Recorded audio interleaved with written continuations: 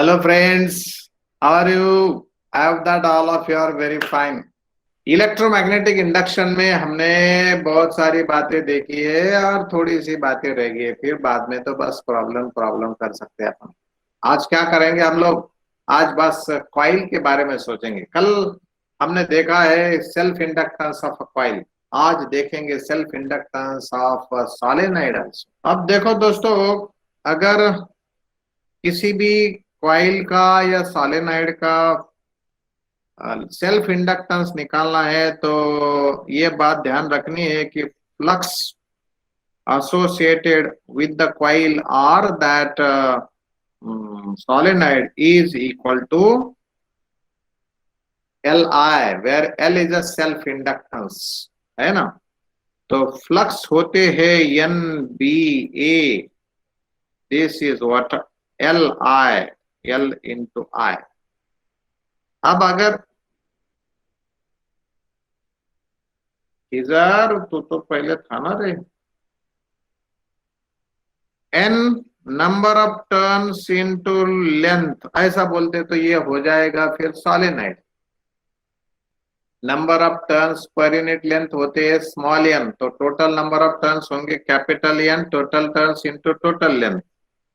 ये जो अपना बी है वो होता है वहां पर म्यू जीरो एन आई, वो एन होता फिर से एक बार number of turns per unit length, तो लेंथ अगर एल है तो टोटल नंबर ऑफ टर्न्स होंगे एन इंटू एल, है ना। Number of turns per unit length. इधर एरिया होगा ए, वो पाई आर स्क्वायर बोल सकते तुम लोग, और ये जो होता है एन आई, म्यू जीरो एन आई, राइट साइड में भी आई है, सेल्फ इंडक्टेंस ऑफ सोलेनॉइड। खत्म, आई आई कैंसल, और ऐसा बनता है अपना self inductance of the solenoid. यहाँ पे ये कैपिटल एन है तो दूसरा स्मॉल एन है, तो किसी को तो भी रिप्लेस करेंगे ना। अगर कैपिटल एन को रिप्लेस करे तो एन इंटू एल होगा, स्मॉल एन को रिप्लेस करो तो कैपिटल एन बाय एल होगा, तो लिखेंगे फिर वो स्मॉल एन को रिप्लेस करेंगे। असल में तो कैपिटल एल को एन को ही रिप्लेस करना चाहिए, लेकिन कर रहा हूं मैं, बुक में ऐसा दिया था इसलिए। स्मॉल एन, स्मॉल एन का मतलब होता है number of turns per unit length, तो मैं लिख लेता कैपिटल एन आ गया, फिर वो इनटू ये स्मॉल एन एल, ये जो हुआ है ये कैपिटल एन बाई एल, और ये है इधर। दोस्तों आ गया हमारा फॉर्मूला किसका, म्यू जीरो एन स्क्वायर। अब मेरा जो दूसरा फ्लक्स वाली कॉइल रखता हूं मैं, कितने टर्न्स के रखता हूं इस पे डिपेंड, इसलिए कभी वो इसको एन वन एन टू बोला जाएगा। ये एक नंबर ऑफ टर्न्स होते हैं सोलेनॉइड के, तो दूसरे होते हैं अपने रखे वाले फ्लक्स के, सॉरी रखे वाले कॉइल्स के, और ये होगा ऐसा। अगर मैं इसको एल से मल्टीप्लाई करता, एल से डिवाइड करता तो एल स्क्वायर बन जाता। तो फॉर्मूला आप लोगों को ऐसा भी आया होगा कभी, ये एन वन एन टू नको capital N one N two by L square, और ये होती है वॉल्यूम, ये वॉल्यूम वी, ऐसे भी भाषा में हो सकता। हाँ, और कैपिटल एन को रिप्लेस करें तो स्मॉल एन के टर्म्स में फिर वो एन स्क्वायर बन जाएगा, जैसा हाँ जैसा वैभव ने बोला वैसा वो एन स्क्वायर भी बन जाएगा, लेकिन आई नहीं होगा वहां पर। हाँ अच्छा, यल लिया है क्या तूने, यल ऊपर लिया, ओके। तो pi R square L, pi R square L वो होता है volume V, this is how. चला, ये सेल्फ इंडक्टेंस। म्यूचुअल इंडक्टेंस क्या होता, एक के फ्लक्स दूसरे के कॉइल के एसोसिएटेड जो होंगे उसे बोलते म्यूचुअल इंडक्टेंस। वो कहाँ होता, वो जैसा सेल्फ इंडक्टेंस निकाला वैसा ही, flux associated with secondary is equal to mutual inductance into current in the primary, है ना। तो फ्लक्स होते हैं N secondary into magnetic field at that place into area of secondary, and this is what MIP. Magnetic field कोणामुळे? ती दुसऱ्या या current IP मुळे. म्हणजे number of turns in secondary, magnetic field mu 0 what. अगर वो कॉइल है तो n primary into current primary divided by 2R primary into area secondary. आणि अशा प्रकारे आमचा म्युच्युअल इंडक्टन्स भेटला. IP cancel. This is how mutual inductance. या सेल्फ इंडक्टन्स आणि म्युच्युअल इंडक्टन्सचं युनिट, दोघांचं युनिट हेनरीज. डायमेन्शन सांगायची गरज आहे? डायमेन्शन्स चर्चा करायची गरज आहे का? सेल्फ इंडक्टन्स आणि म्युच्युअल इंडक्टन्सची गरज असेल तर सांगेल, वरना मैं आगे जाऊंगा. ये flux is equal to LI, और इससे आगे भी जाके हमें पता है EMF is equal to LdI/dt. ये फॉर्मूला याद है? हाँ, ये तो बहुत ही इंपॉर्टंट है. हे जे माझा E आहे इंटू dt आहे आणि हा D आहे, याचे डायमेन्शन्स म्हणजे L चे डायमेन्शन्स. युनिट काय येतं? युनिट तर माहिती आहे, सिंपल आहे. EMF वोल्ट सेकंड पर एम्पियर है ना, ये है हमारा युनिट. आता एम्पियर म्हणजे व्होल्ट आणि एम्पियर याचं युनिट, त्याचे डायमेन्शन्स पाठ ठेवणं अवघड आहे. मग आम्ही व्होल्टला वर्क पर युनिट चार्ज याच्यात आणणार. अरे पोटेन्शियल डिफरन्स किंवा पोटेन्शियल म्हणजे वर्क पर युनिट चार्ज.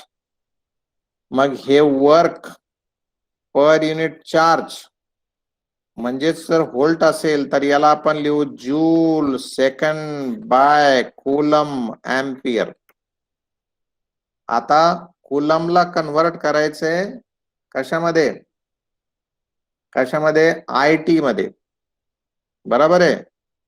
तो ये बनता है joule second by ampere second ampere. Second cancel. अब बेसिक यूनिट में आ गया हमारा L. सो L बनता है जूल का 1 इन मास, 2 in length, -2 in time and -2 in ampere. आणि म्युच्युअल इंडक्टन्सचे डायमेन्शन्स हेच आहे मित्रांनो, जे सेल्फ इंडक्टन्सचे आहेत. चालेल. आता जर का एखाद्या कॉइलचा सेल्फ इंडक्टन्स L1 आहे आणि दुसऱ्या कॉइलचा सेल्फ इंडक्टन्स L2 आहे आणि ते असे जोडलेत, म्हणजे कसे जोडले? सिरीज मध्ये जोडलेत, बरं का. तर या केसमध्ये आम्हाला एक सांगावं लागतं स्वतःला की याच्यामुळे जे फ्लक्स येणार आहेत, या पहिल्या कॉइलचे फ्लक्स आहे ते दुसऱ्या कॉइल मधून जातेत का? जात असतील तर त्याला म्हणायचं कपलिंग, बरं का. त्याला काय म्हणायचंय? कपलिंग. म्हणजे एकाचे फ्लक्स दुसऱ्यामध्ये, दुसऱ्याचे फ्लक्स पहिल्यामध्ये, सो याला म्हणायचं कपलिंग. अशा सिच्युएशन मध्ये फ्लक्स कसे जातात? एकाचे फ्लक्स दुसऱ्यामध्ये त्याच डायरेक्शनला जातात की अपोजिट डायरेक्शनला जातात? त्याच डायरेक्शनला जात असतील तर एक छोटीशी टर्म आहे ती आपण ऍड करतो, आणि अपोजिट डायरेक्शनला जात असेल तर त्या कपलिंगच्याला मायनस करतो, बरं का. मग आता अरे मित्रांनो, हे तर सांगतोच मी कपलिंगचं, परंतु सेल्फ इंडक्टन्सचा हे डायमेन्शन्स काढायला आणखी एक सोपा फॉर्म्युला याच्यापेक्षा. त्या फॉर्म्युल्याचा डेरिवेशन मी आता सांगितलं नाही किंवा फॉर्म्युला सांगितला नाही, माझ्या लक्षात नाही आला, पण तुम्हाला माहिती असेल energy stored in the inductor is half L I square असतो. सोपं काम झालं नाही आहे का नाही. जसं कॅपॅसिटर मधली energy half C V square, kinetic energy half M V square, तशी energy in inductor half L I square. मग एनर्जी अपॉन करंटचे डायमेन्शन अपॉन करंट स्क्वेअरचे डायमेन्शन जे तेच डायमेन्शन सीएल चे. सोपं काम झालंय, ध्यानात ठेवायला. मग दुसरीकडे कुणीकडे जायची गरज नाही. ते जूल कन्वर्ट करा, व्होल्टेज आणा, सेकंड आणा, करंट सोडा वगैरे वगैरे. चलो okay.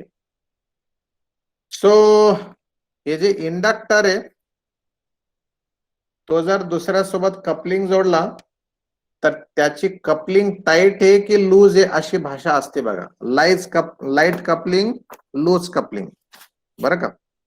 So if two inductors are connected in series, then effective inductance is L1 plus L2. दोघं मिळून अपोज करतात, पण हे कधी, हे लूज कपलिंग असेल तर, बरं का. समजा जर कधी त्यांची कपलिंग टाईट असेल म्हणजे जवळ असतील तर यांच्यामध्ये प्रत्येकाचा शेअर दुसऱ्यामध्ये, दुसऱ्याचा शेअर पहिल्यामध्ये असतो आणि याला म्हणायचं मग म्युच्युअल कपलिंग. जर ते एकमेकांच्या डायरेक्शनला फ्लक्स जात असतील तर, म्हणजे करंट एकाच डायरेक्शनला जात असेल तर. म्हणजे फॉर एक्झाम्पल बघा, मी माझा हात असा फिरवतो हा, आणि पुढे वायर जाऊन परत तशीच पद्धतीने जर करंट जाणार असेल, क्लॉकवाईज तर क्लॉकवाईज, अँटी क्लॉकवाईज तर अँटी क्लॉकवाईज, तर मग हे 2m ऐड करायचे. अगर मैं ये ऐसा करता हूं, देखो मैं हाथ घुमा रहा हूं, एक डायरेक्शन इधर जाते समय अब ये ऐसा हुआ, तो इसका मतलब है कि फ्लक्स अब अपोज करने वाले, करंट अपोजिट डायरेक्शन में फ्लो हो रहा है. तो यहां पर self inductance of combination becomes L1 plus L2 minus 2m बनता है. ये मैंने डायग्राम बताई, ऐसा नहीं तो ऐसा भी हो सकता. देखो ये कॉइल ऐसे इधर से और इधर आने के बाद फिर ये कॉइल ऐसे इधर से. अब है तो सीरीज में, but flux of one passing through other, flux of first passing through other, और इस केस में ये माइनस 2m बनता है. So self inductance in series. अब सेल्फ इंडक्टेंस इन पैरेलल, अगर मैं ये कॉइल ऐसे लगा देता, दूसरी कॉइल ऐसे लगा देता, और ये पैरेलल है, इसका L है, L1 है, इसका L2 है, तो म्यूचुअल इंडक्टेंस, सॉरी, इनका इफेक्टिव इंडक्टेंस बनता पैरेलल में है तो effective inductance 1/L1 plus 1/L2, भला क्या. एंड उनका जो रिझल्टंट बनता है ये, आता हे कधी जर हे खूप कॉइल दूर दूर असतील तर, म्हणजे एकाचे फ्लक्स दुसऱ्यातून जातच नसतील तर, काय, एकाचे फ्लक्स दुसऱ्यातून जातच नसतील तर अशी सिच्युएशन, आणि ते जात असतील तर मग मात्र त्यांचा m घ्यावा लागेल, काय, पॅरलल मध्ये जाताना. आणि मग अगर ये है विदाउट कपलिंग, मतलब far away,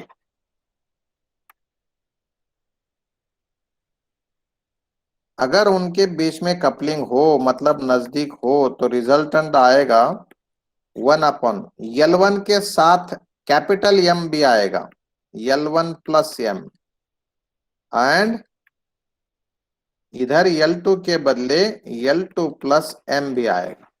this is how with coupling.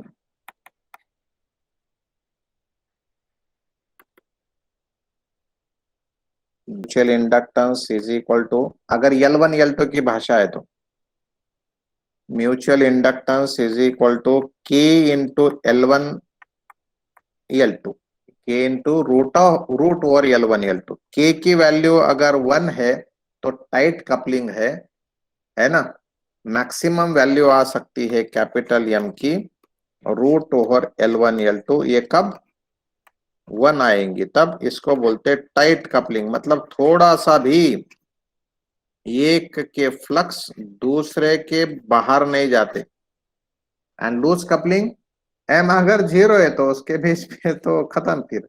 लेकिन कपलिंग हो 0 तो बोलेंगे नहीं। तो के की वैल्यू ये लेस देन और इक्वल टू 1 होगी, 0 नहीं होगी। कपलिंग है तो, 0 है तो फिर एम की बात ही नहीं होगी, एम तो 0 हो जाएगा। चलेगा। अच्छा, ये हुआ हमारा कॉइल के बारे में।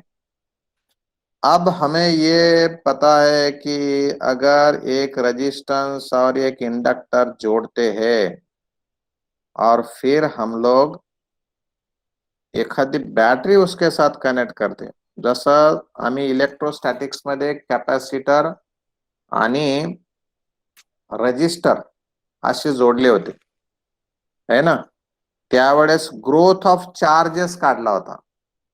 तसं इथे ग्रोथ ऑफ करंट काढायचं आहे। म्हणजे फायनल फॉर्म्युला डायरेक्ट घेणार आपण।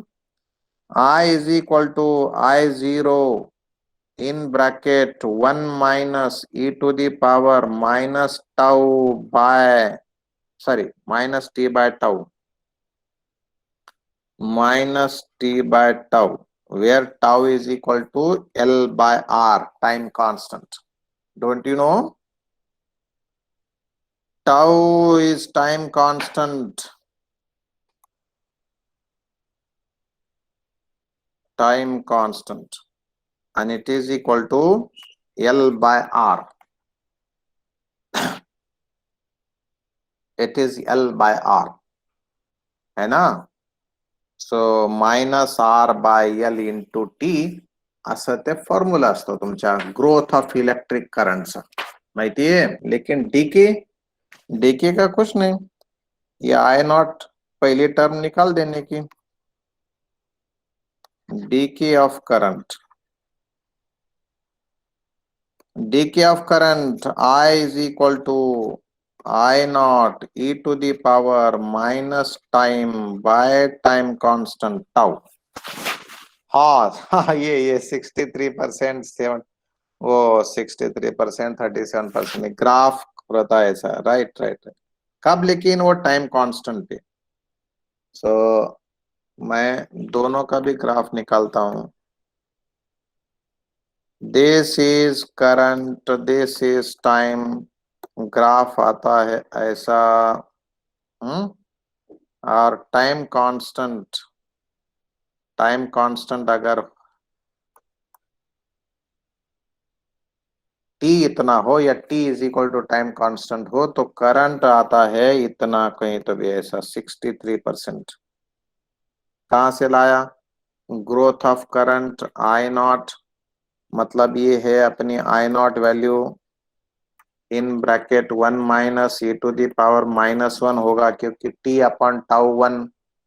अब ये 1 पावर अगर है तो इधर ऐसा लेना पड़ता।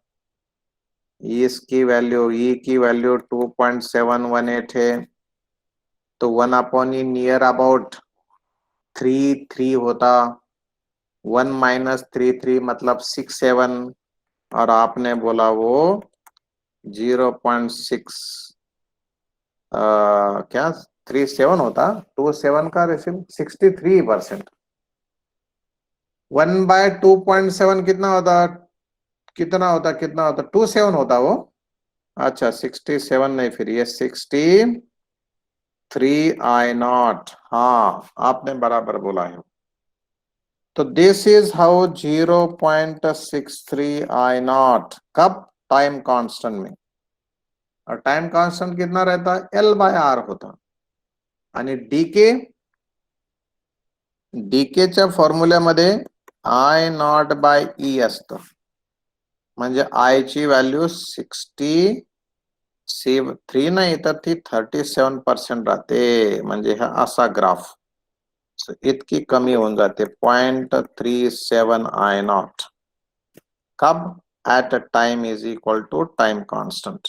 यहाँ टाइम कांस्टेंट, इधर टी, इधर टी, सब तरफ ऐसा। इतना ध्यान रखना पड़ेगा। अच्छा, फिर फिर प्रॉब्लम आसान पूछे जाते भाई। ये रजिस्टर है, अरे कल हुआ ऐसा एक प्रॉब्लम है ना। चलो मैं दूसरा एक आधा प्रॉब्लम सोच रहा हूँ अभी। रजिस्टर है, बोला क्या, एक ऐसी बैटरी है, यहाँ इंडक्टर है, इस इंडक्टर की वैल्यू 2 हेनरी है, इसका 4 ओम रजिस्टर है, मानो ये 10 वोल्ट की बैटरी है और अब भी 2 एम्पियर करंट फ्लो हो रहा है। Now said that what is potential difference between A and B if current is changing at the rate of 1 ampere per second increasingly. If current increasing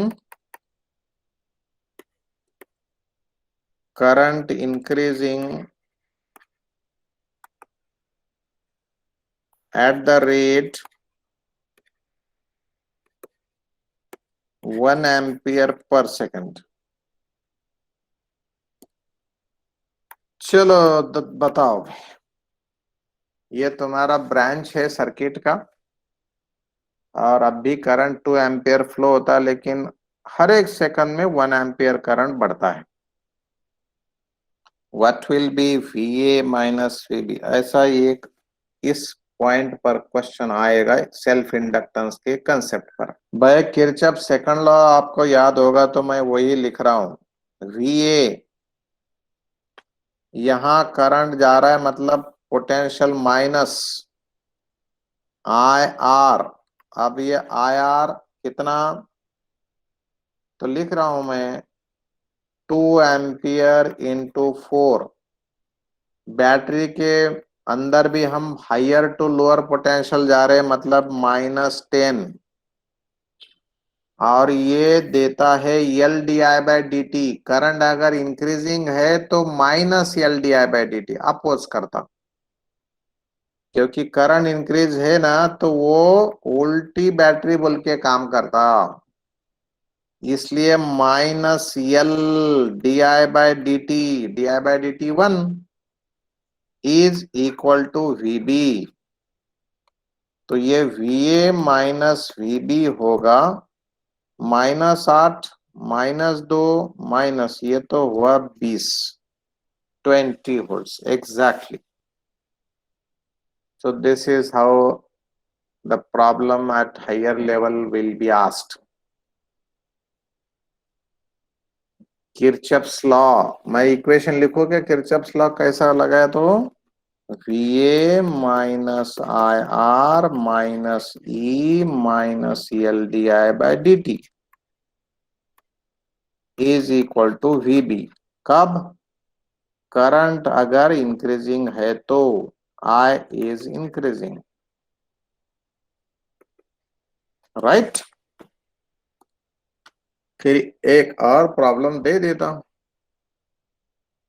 इधर ये बैटरी है, ये इंडक्टर है, ये register है, ये पॉइंट A है, ये पॉइंट B है और करंट जा रहा है ऐसा। ये है 5 वोल्ट्स, इधर है 5 हेनरी, रेजिस्टेंस है 2 ओहम्स। अब भी करंट जा रहा है 1 ampere and current is changing, current is increasing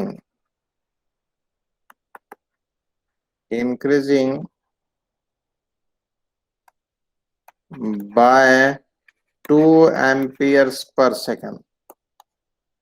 Then potential difference between A and B is dash dash dash dash dash। यह है हमारा अनदर प्रॉब्लम।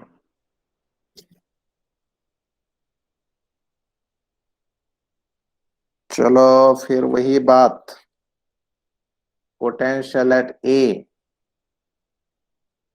प्लस बैटरी का ईएमएफ, क्योंकि हम लोअर टू हायर जा रहे हैं, करंट इंक्रीजिंग है, इसका मतलब L D I by D T minus होगा,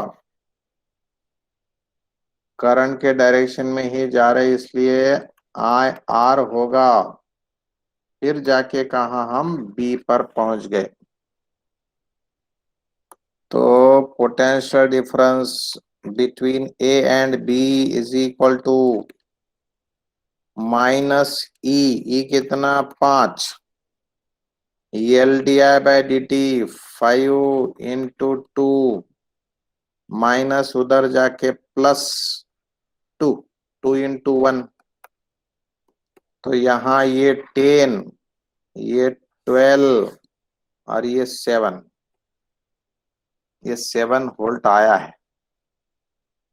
ओके, -13 कैसे आया था? चलो, और एक अभी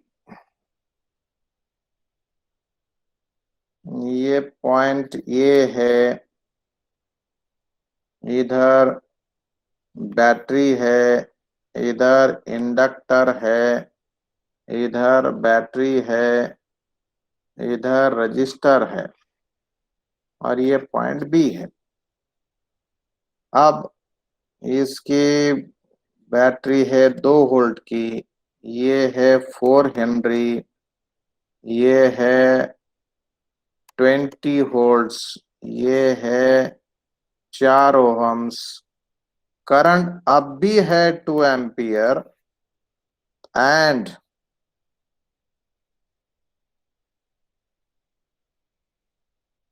current is decreasing by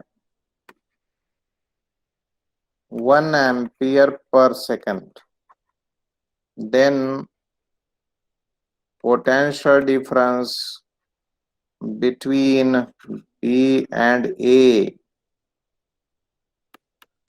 is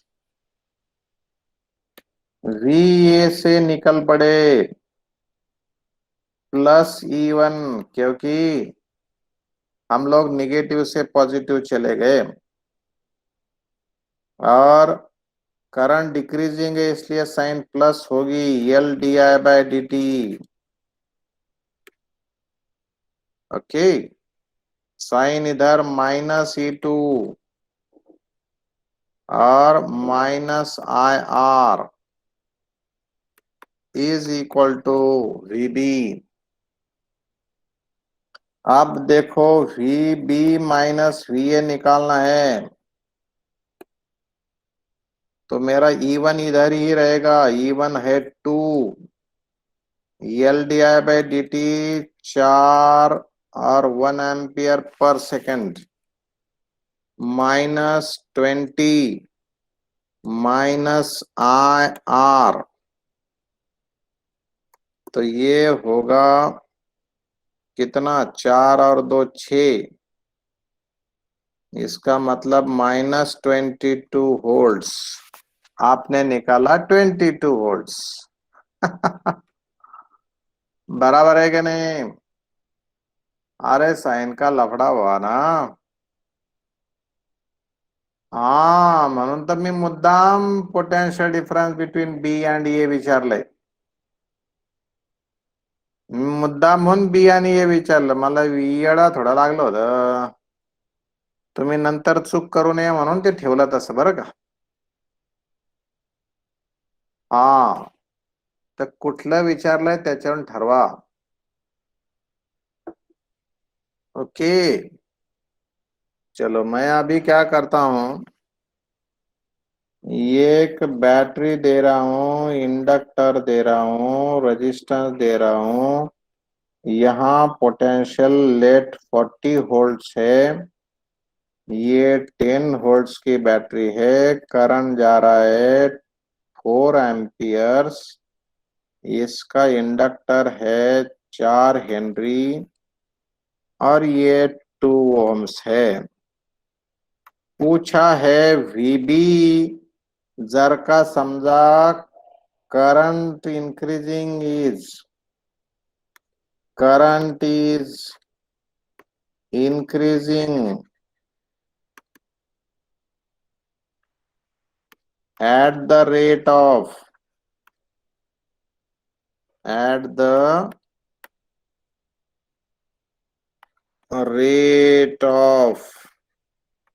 2 ampere per second, then VB is dash dash dash dash dash. चला काढा VB आता. मी आता एका स्टेप मध्ये लिहिणार आहे, तुम्हाला 30 सेकंद देणार आहे.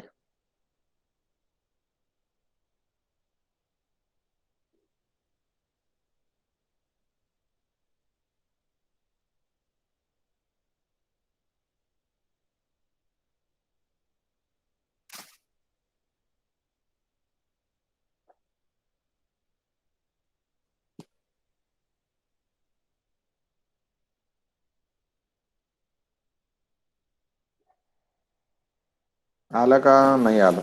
चला 40 - 10, अच्छा 14 आलं. ठीक है. -10 इंक्रीजिंग है तो ये -4 × 4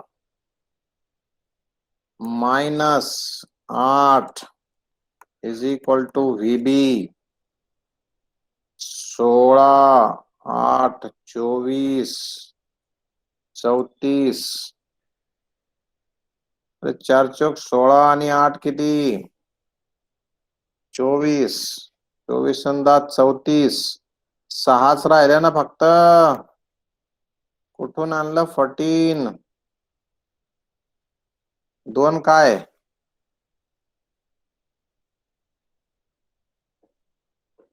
4 × 2.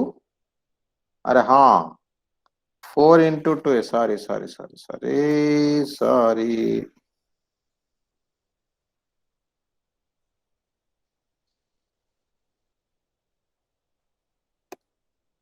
-10 L करंट इंक्रीजिंग है 2 और करंट है 4, रेजिस्टेंस है 2. This is what VB. 4 दूने 8, 4 दूने 8, 16 10 20. अरे ये तो आया है 40 - 26 is 14. Yes, it is 14 volts.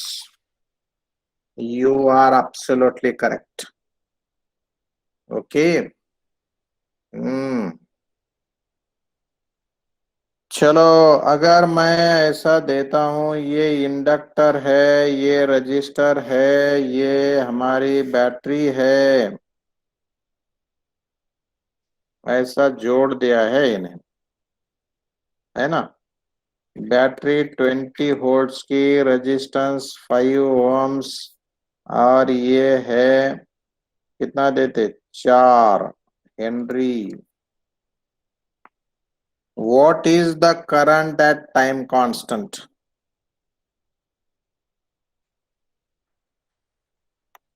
What is the current at time constant? आम्हाला माहिती आहे current at time constant is equal to 0.63 of I0. आणि I0 किती असतं? I0 असतं V/R, नाही का. 0.63, V दिलाय 20, R दिलाय 5. सो 4 न मल्टिप्लाय करायचंय फक्त 0.63 ला. चला किती आलं मग? आलं का 2.52. 6 चौक 24, 3 चौक 12. यस 2.52 एम्पियर, है ना.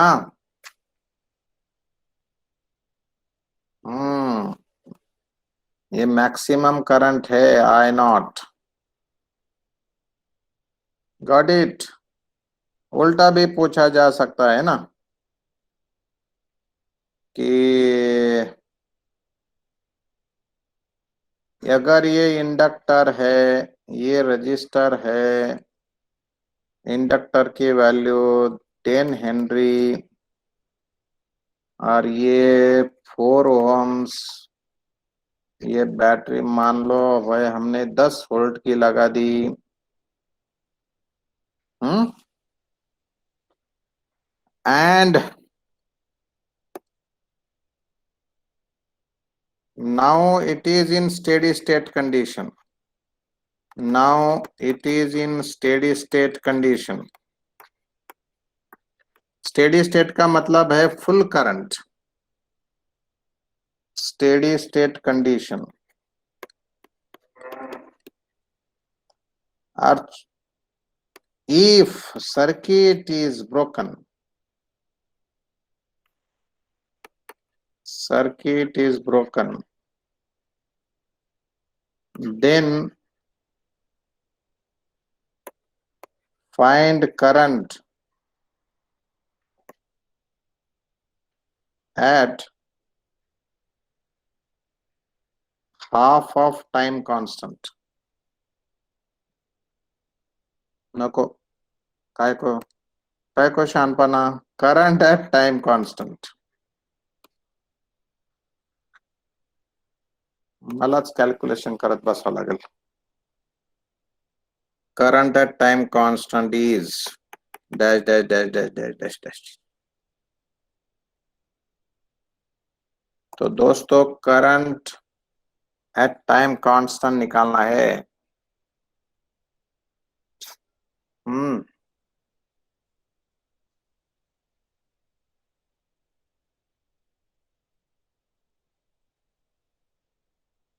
Okay, current at time constant होता है 0.37 आई नॉट.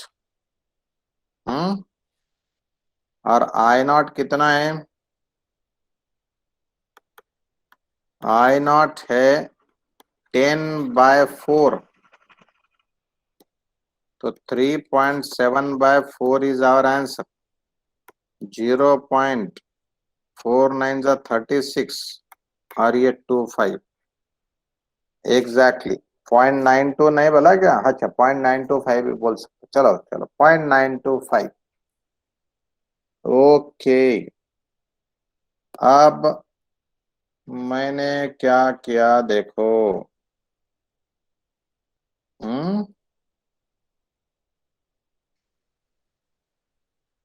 ये मेरा सर्किट है, ये 20 वोल्ट्स है, ये 4 हेनरी है, ये 4 ओहम्स है, ये 4 ओहम्स है. और पूछा है what are currents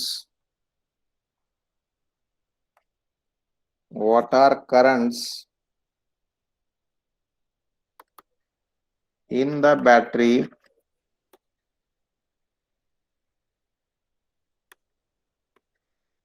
at t is equal to 0 and at a steady state condition.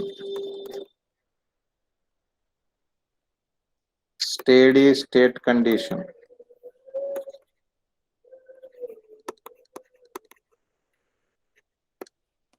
दोन आन्सर सांगायचे तुम्हाला.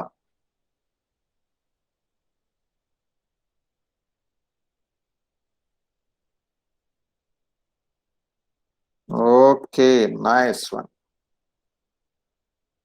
भाई at steady state condition, sorry at 0 time ये सर्किट ऐसा बिहेव करता है.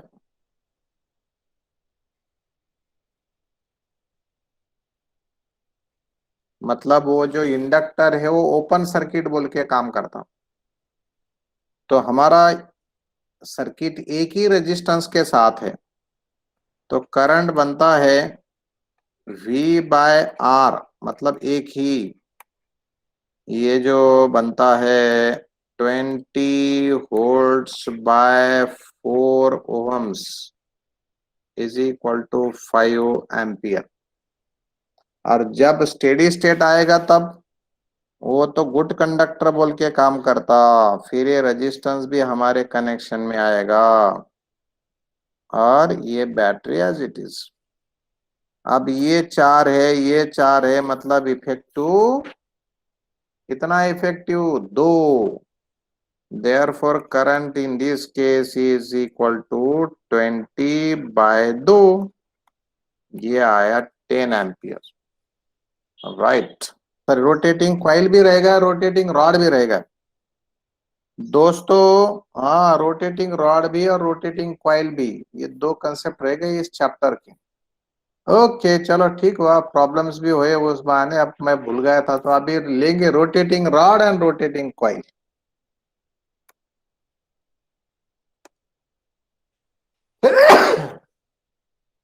सॉरी। चलो दोस्तों, ये है हमारी magnetic field which is perpendicular to the perpendicular to the plane of paper or my board, whose magnitude is B. Now rod of length L is rotating about one end, इसे बोलेंगे अपन P end, और ये PQ होती है length L। Okay, rod is rotating in this fashion, ऐसा rotate हो रहा है देखो रॉड। हाँ, रॉड रोटेट हो रहा है ये ऐसा क्लॉकवाइज, हम रोटेट कर रहे हैं उसे क्लॉकवाइज रोटेट करने जा रहे हैं। तो यहां इस रॉड में अगर इलेक्ट्रॉन है, फ्री इलेक्ट्रॉन, तो ये फ्री इलेक्ट्रॉन इस पोजीशन में परपेंडिकुलर टू लेंथ रोटेट हो रहा है कि नहीं? इसका मतलब पॉजिटिव चार्ज अपोजिट डायरेक्शन में चले जा रहा है कि नहीं? अगर पॉजिटिव रॉड अपोजिट डायरेक्शन में जाता है, पॉजिटिव चार्ज अपोजिट डायरेक्शन में मतलब व्हाइट के डायरेक्शन में जाता, तो उसके ऊपर किस डायरेक्शन में फोर्स एक्ट होता? फोर्स का फॉर्मूला होता है क्यू वी क्रॉस बी। तो डायरेक्शन किधर? एंड पी के एंड क्यू के तरफ, टुवर्ड्स पी। मतलब पॉजिटिव चार्ज एक्यूमुलेट होंगे पी पॉइंट पर, क्यू चार्ज एक्यूमुलेट होंगे क्यू पॉइंट पर, पी पर पॉजिटिव, क्यू पर निगेटिव, है ना?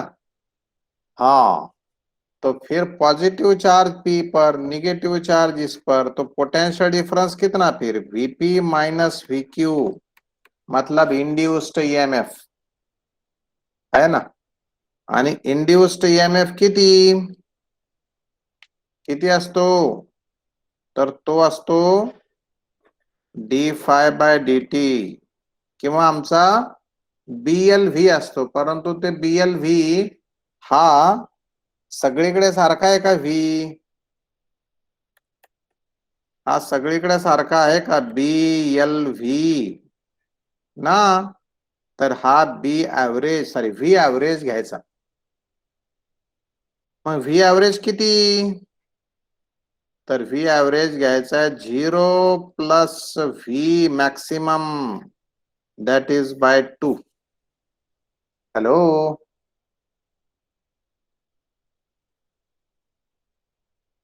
आहे ना? म्हणजेच घ्यायचंय बी एल व्ही बाय 2, परंतु व्ही कोणाचा? व्ही एंड पॉइंटचा। जर का ते मग पिरियडच्या भाषेत आणायचं ठरलं तर, किंवा ओमेगाच्या भाषेत आणायचं ठरलं तर, मग त्याचा फॉर्म्युला येतो बी एल व्ही म्हणजेच L omega and divided by 2 as it is. So B omega L square by 2. This is potential difference between P and Q. Right? आता तुम्ही मला सांगताल की समजा जर मी अशी एक सेल घेतली आणि दुसऱ्या आयडेंटिकल सेलला जोडली, तिसऱ्या आयडेंटिकल सेलला जोडली, तर त्याचा इफेक्टिव्ह ईएमएफ किती येतो रे? ईएमएफ ईएमएफ ईएमएफ, ई ही येतो. हा, इफेक्टिव्ह ईएमएफ ई येतो. मग आता बघा, माझ्याकडे असा एक सर्क्युलर ट्रैक है, कंडक्टिंग है ये, कंडक्टिंग सर्कुलर ट्रैक है, और मैं अपना एक रॉड यहां पर ऐसा रोटेट कर रहा हूं. तो एक रॉड रोटेट किया, और और एक रॉड लिया, और एक रॉड लिया, और एक रॉड लिया, मानो चार ऐसे रॉड लिए. ये चारों के चारों रॉड मैं ऐसा घुमा रहा हूं सेम डायरेक्शन में, या एक व्हील है और उसको ऐसे चार स्पोक्स है, इधर और भाषा कौन सी भी हो सकती. तो सेंटर पॉइंट मैं अगर ऐसा कहीं कनेक्ट कर देता इधर, और इधर ब्रश टाइप ऐसा कुछ लगा देता, इधर रेजिस्टेंस है.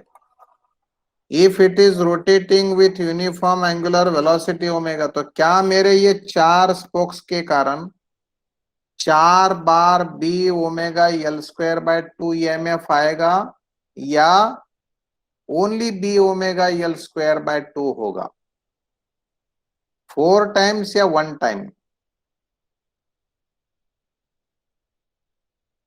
ओनली 1 टाइम, क्योंकि हर एक रॉड मेरा ऐसा बिहेव करने वाला है, हर एक रॉड. और ये सारे चारों के चारों सेल्स पैरेलल में आ गए, और हर एक का EMF B omega L square by 2 है. तो अगर इधर करंट निकालने की बात आ गई रेजिस्टेंस में से, तो करंट क्या होगा? करंट होगा B omega L square by 2 R. This will be current. Is it? Hello. तर मग असे रॉड असोत की सायकलचे स्पोक्स असो की डिस्क असो, one and the same. Disc का भी ऐसा ही होगा फॉर्म्युला, कुछ बदलाव नहीं. आता समजा जर का आम्ही असा एक रॉड घेतला आणि त्याला त्याला अबाउट सेंटर फिरवला, पी आणि क्यू ए, आणि मध्येच एक पॉइंट आर है. अगर मैं इस सेंटर पॉइंट के अबाउट घुमाता हूं दोस्तों, इस रॉड को, इसकी आधी लेंथ यल है, और ये रॉड घुमा रहा हूं मैं ओमेगा एंगुलर वेलोसिटी से in uniform magnetic field B. B inward है. बी कैसी है? इनवर्ड है. अब पूछा गया what is V P minus V R and V R minus V Q.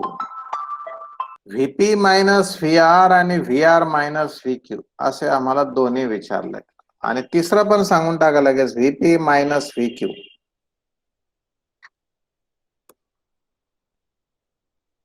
तिन्ही आंसर द्यायचे, 1 2 3. दोस्तों ये ओमेगा है, तो अब बात होती है वीपी माइनस वी आर की पहले.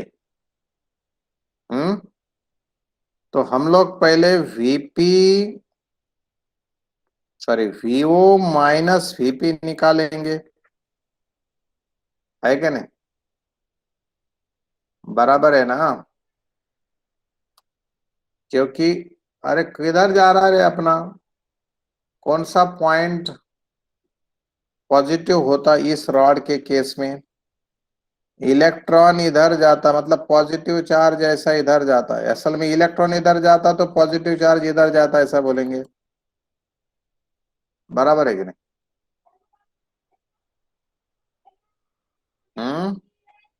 और पॉजिटिव पोटेंशियल किधर बनता फिर? ये मेरा पॉजिटिव बनता. तो मैं क्यों लिखूं वीओ माइनस वीपी? मैं वीपी माइनस वीओ ही लिखूंगा। VP minus VO is equal to B omega L square by 2। Positive कौन सा बनता है? क्या बोल रहा तूने? वी वैभव जीरो काय दिलं रे?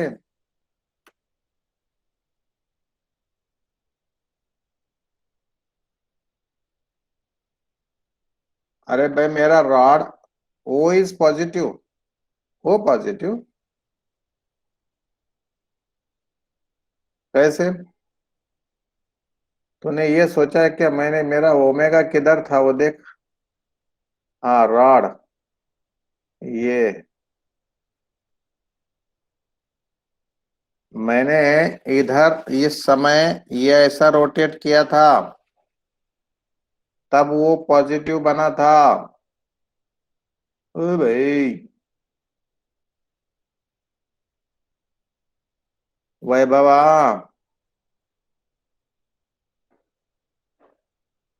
हा हे इलेक्ट्रॉन माझा इकडे येतो म्हणजे पॉझिट्रॉन इकडे गेल्यासारखा। माझा इथे आता इलेक्ट्रॉन खाली चाललाय, रॉड असा इकडे रोटेट होतोय म्हणजे इलेक्ट्रॉन इकडे चाललाय, याचा अर्थ पॉझिट्रॉन वरती। Therefore P point is at positive potential. और कितना डिफरेंस? ये इतना डिफरेंस। ओके, अब V O sorry V R minus VO ये कितना बनता? बी ओमेगा बाय 2 तो कांस्टेंट।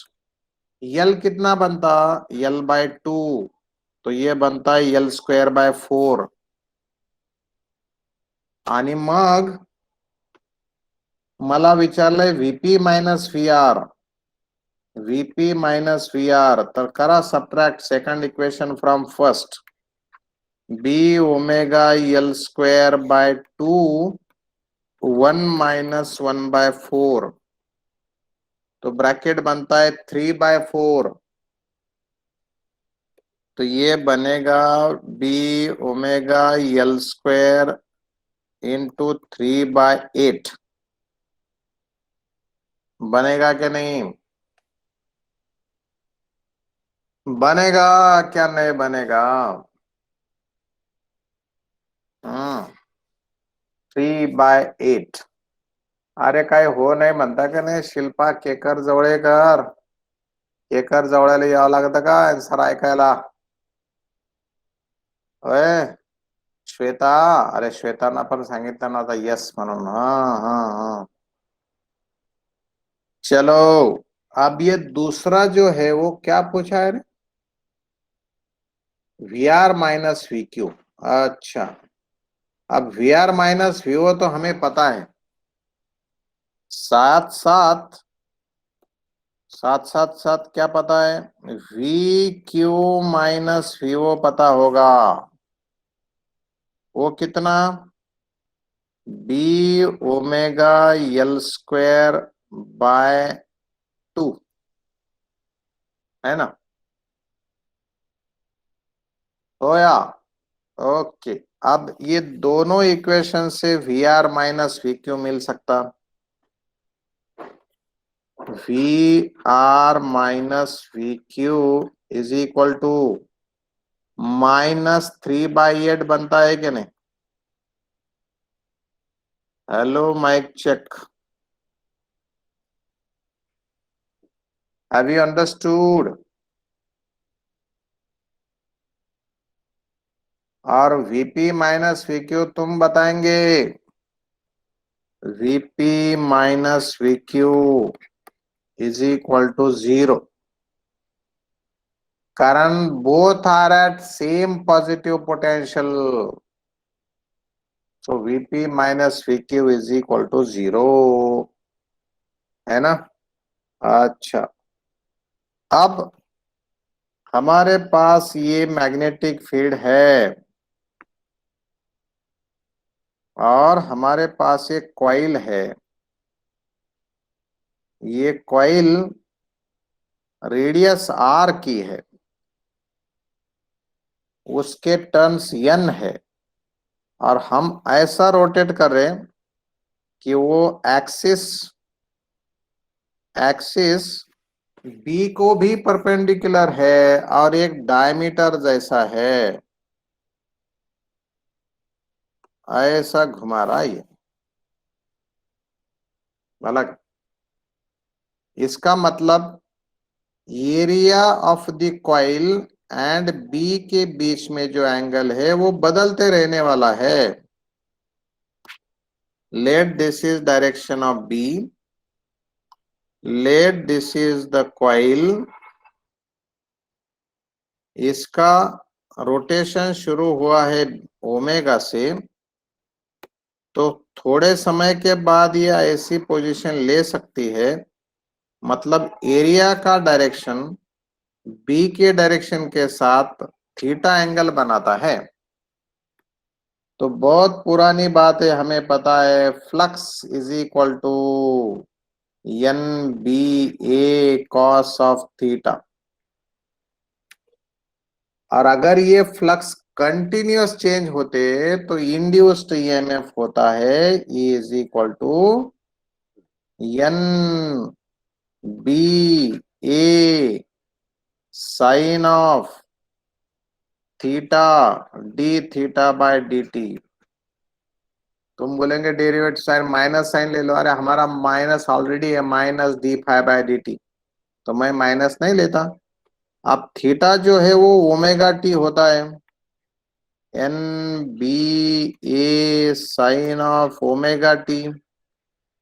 आप ओमेगा टी का डेरिवेटिव बस ओमेगा आता है, एंड देयरफॉर इक्वेशन मिलता हमें e naught sine of omega t. दोस्तों ये ई नॉट होता है मैक्सिमम ईएमएफ, इसे ही कहते हम पीक वैल्यू, है ना। It is equal to 2πf, मतलब ओमेगा की कीमत N A B, peak value. और ये साइन फंक्शन पे डिपेंड है, इसलिए इस ईएमएफ को बोलते हैं हम साइनोसॉइडल ईएमएफ। साइन वेव जैसा, और साइन वेव में कुछ वैल्यूज पॉजिटिव होती तो उतनी वैल्यूज निगेटिव होती, एंड इस निगेटिव पॉजिटिव के चक्कर में हम लोग इसे बोलते अल्टरनेटिंग करंट, अल्टरनेटिंग ईएमएफ, है ना। आणि यालाच म्हणतो आम्ही production of AC, it is AC EMF. E is equal to E0 sine of omega t. ये हमारी जान है अगले चैप्टर की। ओके हाँ, ये अगले चैप्टर की जान है अल्टरनेटिंग करंट की। सो मिलेंगे नेक्स्ट पीरियड में, तब तक के लिए all the best, take care of your self and your family also, bye bye.